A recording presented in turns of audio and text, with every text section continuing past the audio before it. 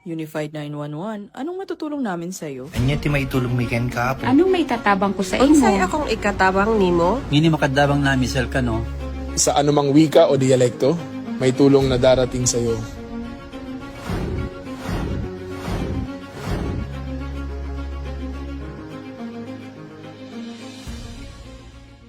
Lilingkod sa bawat Pilipino at magbibigay ng tamang impormasyon para sa tahimik at maayos na Pilipinas. Police News Network, alagad ng batas, tagapagtaguyod ng balitang pulis, sandigan ng mamamayan, patnubay ng katotohanan.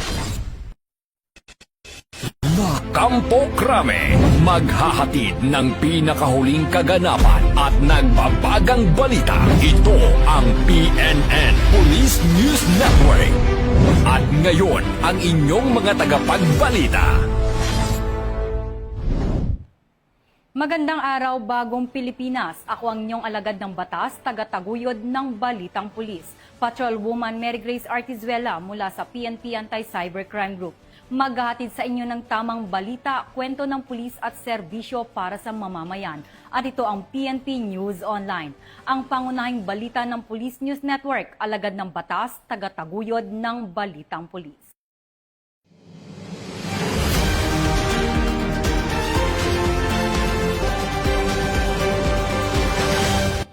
Narito po ang mga balitang hatid ng ating PNN correspondents mula sa iba't ibang panig ng bansa.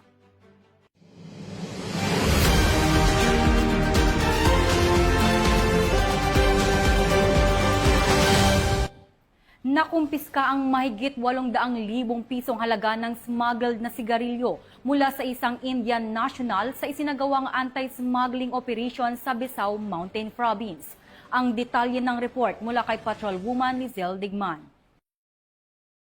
Nakumpiska ang smuggled cigarette products at isang Indian national ang naaresto sa isinagawang anti-illicit cigarette interdiction operation sa Besau Mountain Province noong ika-12 ng Mayo taong kasalukuyan. Ayon sa ulat, ang suspect na kinilala bilang isang 33 taong gulang na lalaking negosyante ay naaresto dahil sa di umano'y paglabag sa Republic Act No. 10643 o ang Graphic Health Warning Law at Republic Act No. 10963 na kilala rin bilang Tax Reform for Acceleration and Inclusion Law. Nakumpiska sa operasyon ng 82 reams ng Modern Red, 15 reams ng Modern Lights at 10 pakete ng Modern Red na sigarilyo na may kabuang halaga ng BIR tax liability na umabot sa 850,124.49 pesos.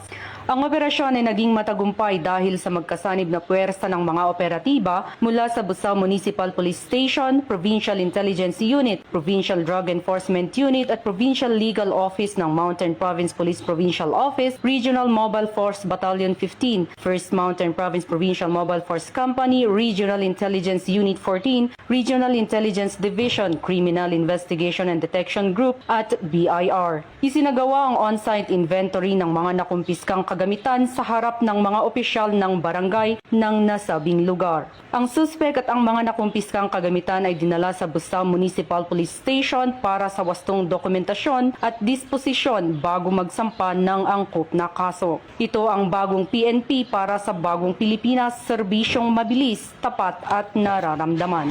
Mula dito sa rehiyon ng Cordillera, ako ang inyong PNN correspondent, Patrolwoman Lizelle Digman, alagad ng batas, tagataguyod ng Balitang Pulis. Maraming salamat, Patrolwoman Digman. Walang takas sa otoridad ang top 2 most wanted person matapos tong maaresto kaugnay ng kaso nitong murders sa Cebu City. Nakatutok dyan si Patrolwoman Flora May Azares. Tulungan ang bagsak ng top 2 most wanted person provincial level na may kasong murder matapos itong maaresto ng kapulisan sa sitio Bato, Barangay Ermita, Cebu City. Kahapon, Mayo 13 ng taong kasalukuyan. Kinilala ng Police Major Thom Ed Taghoy II, Station Commander ng Police Station 5 Cebu City Police Office. Ang suspect na si alias Kurt, 20 anyos, na residente ng naturang lugar. Ayon sa ulat ng pulisya, bandang 1:35 ng hapon, inaresto ang suspect sa bisa ng warrant of arrest para sa kasong murder na walang rekomendadong piyansa. Samantala, Ang akusado ay kasalukuyang nasa kustodiya ng Cebu City Jail Male Dormitory dahil sa iba pang kasong kinakaharap nito.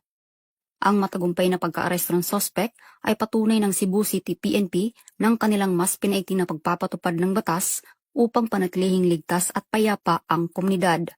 Alinsunod sa direktiba ni Police General Jose Melencio Sinartatis Jr., Chief Philippine National Police. Bagong PNP para sa bagong Pilipinas. Serbisyong mabilis, tapat at nararamdaman. Mula dito sa Central Visayas, ako ang inyong Police News Network Correspondent, Patrolwoman Flora May Azares, alagad ng batas, tagataguyod ng Balitang Pulis. Maraming salamat, Patrolwoman Azares. Mahigit 1 milyong pisong halaga ng illegal na droga ang nasabat ng mga otoridad mula sa 4 na individual mula sa isinagawang anti-illegal drug operation sa Cagayan de Oro City at Bukidnon. Tinutukan niya ni Patrolman Edwin Baris. Ang 4 na drug suspects sa magkakaiwalay na anti-illegal drug operation ng Police Regional Office 10 noong 12 ng Mayo sa Cagayan de Oro City at Bukidnon. Sa buy-bust operation sa Barangay Lapasan, Cagayan de Oro City, naaresto sina alias Joe at Nard na kapwa security guard at magkapatid. Nasabat mula sa kanila ang tinatayang 80 grams ng hininalang shabu na nagkakahalaga ng 544,000 pesos kasama ang drug paraphernalias at buy-bust money. Samantala sa Kalilangan, Bukidnon, naaresto naman sina alias Bebot at JB, kapwa itinuturing na high-value individual at residente ng Davao City.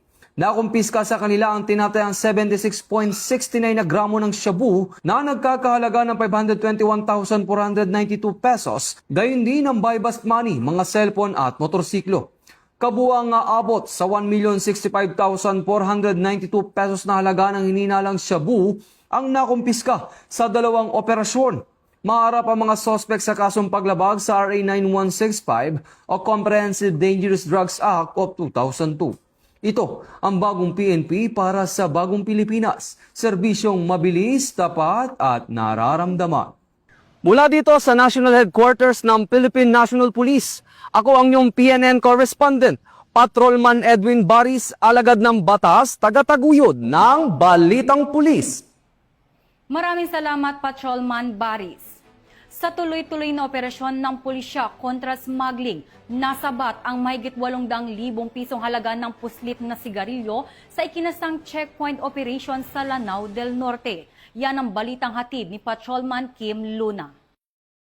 Ng mga otoridad ang tinatayang 880,000 na halaga ng hinihinalang smuggled na sigarilyo sa isinagawang checkpoint operations ng 1st Provincial Mobile Force Company, Lanao del Norte. Madaling araw ng Mayo 14 taong kasalukuyan sa Barangay Samburon, Linamon ng naturang probinsya. Kinilala ang mga sangkot na sina alias Johyber at alias Oma, kapwa residente ng poblasyon Linamon, Lanao del Norte. Katuwang ang Maritime Police Station, Provincial Intelligence Unit ng Lanao del Norte Police Provincial Office, 10th Maneuvering Company ng RMFB-10 at Linamon Municipal Police Station. Pinahinto ng mga otoridad ang 2 badya o bao-bao na may karga ng mga kahon ng hinihinalang smuggled cigarettes na nakalagay sa likurang bahagi ng mga sasakyan.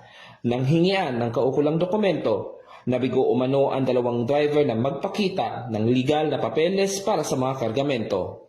Sa isinagawang inspeksyon, nakumpiska ang kabuoang 22 master cases o katumbas na 1,100 reams ng modern cigarettes na may tinatayang market value na 880,000 pesos.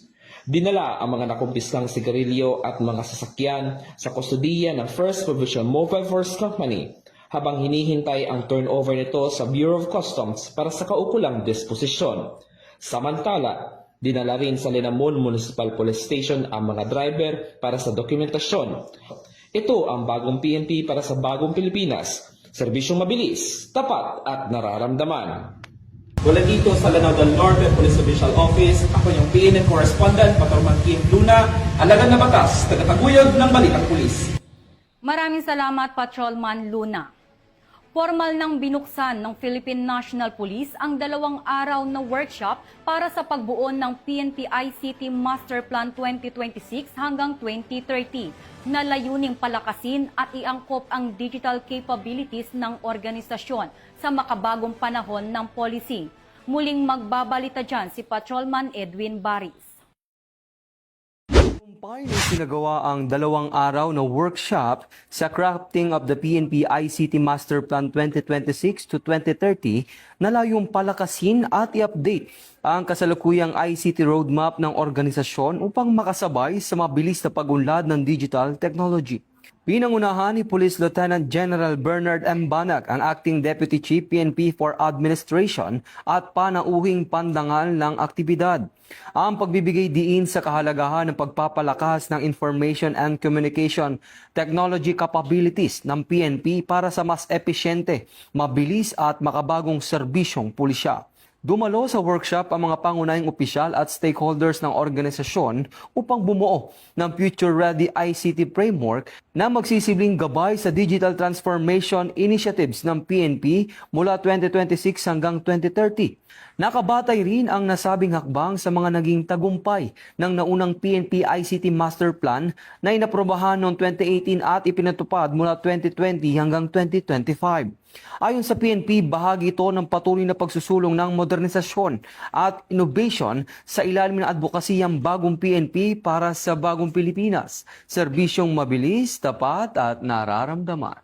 Mula dito sa National Headquarters ng Philippine National Police, ako ang inyong PNN correspondent, Patrolman Edwin Baris, alagad ng batas, tagataguyod ng Balitang Pulis.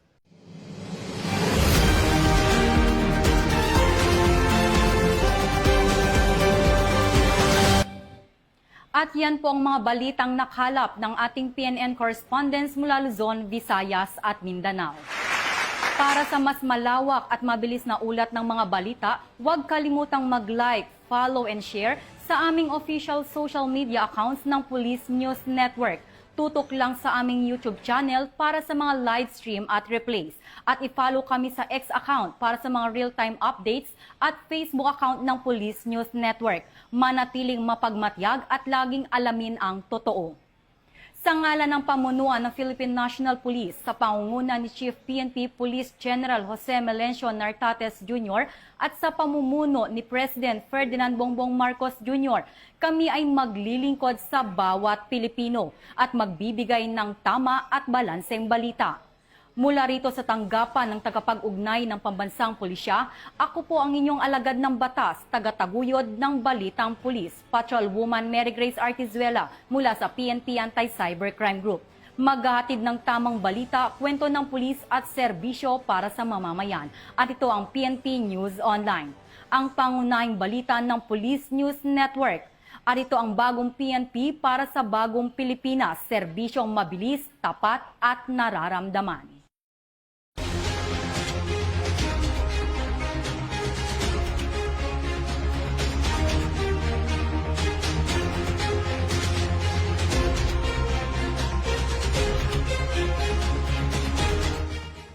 Police News Network, alagad ng batas, tagapagtaguyod ng Balitang Pulis.